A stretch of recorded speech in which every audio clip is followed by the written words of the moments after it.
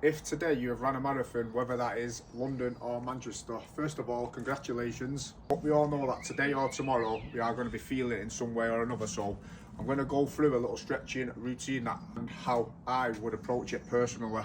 This isn't for any flexibility gains. This is just purely for recovery. Firstly, we're going to start with the feet. We're going to start by standing hip width apart, using assistance if needed. Keep the toes tucked and then going onto the knees, sitting on the heels with a bum. So all toes are tucked under. I'm sat on the heels. So this gets intense quite quickly. We're going to hold this for like 90 seconds to 2 minutes roughly. After 30 seconds you might think, fucking hell, this is getting intense. So what we're going to do is going to get a chair.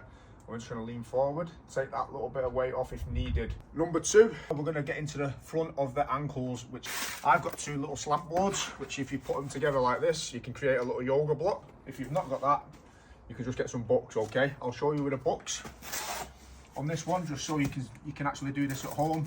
So what we're going to do is feet together. Imagine you had shoes on, the laces to the floor, again sat on the heels of the foot, and exactly the same protocol. If 2 minutes, if it gets so intense that we can't hold it there, then we just lean forward slightly, use the chair for some assistance. Try and keep the heels together. This time I'm going to get into the calves. This is where these slant boards are perfect. If you haven't got them, we can use books.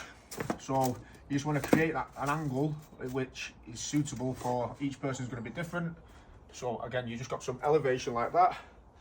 Okay, when we do this, locking out the knee, keeping the quad tight, shift the hip. Again, we can get some assistance by the chair, and then just holding and squeezing this quad, letting the calf relax, okay? Again, for 2 minutes. That's going to obviously be each leg. Number 4, into the hamstrings and upper hamstrings, behind the knee, upper hamstrings, glutes, okay? Same approach. We're going to use the books as they are. We're going to stand in like a B stance squat, like you would do like in a single leg RDL. I'm going to stick the bum out. Okay, I can already feel that through the hamstring. Again, the chair is always nice to have, just so we can sit here and do this with intent, holding this position for 2 minutes. Once you've done one leg, switch to the other. Number 5, now we're going to get into the quad and into the hip flexors, okay? So this time we're going to find a couch. We're going to raise a foot, stick it onto the couch. Going to drop the knee down, going to place that on the floor. Now obviously put a cushion under your knee if needed. I'm just doing a demo. So use the chair, sit up nice and tall, hold that position for 2 minutes. Closer the knee is to the couch. So you could do 60 seconds like this, and then lunge forward and then just open up that hip flexor. 60 seconds there, okay? Obviously I swap legs. And the last one, guys, is pike, seated pike, okay? If you can't touch your toes, we're going to need a sock or a resistance band.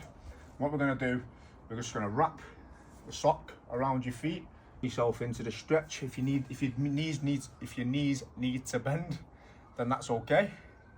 But all we're going to do is just focus on trying to fold forward and stretch out the lower back. You will feel it in the hammies as well. Absolutely fine. If you can touch your toes, lock out the knees and just sit there and relax. If you need to go further than that, I like to use a yoga block. So hold it like this, put it around the feet. Again, just hold it. Once we are doing these, we don't need to be thinking about going too intense. This is just purely for recovery. Literally trying to get some relief throughout the body, the lower body, okay?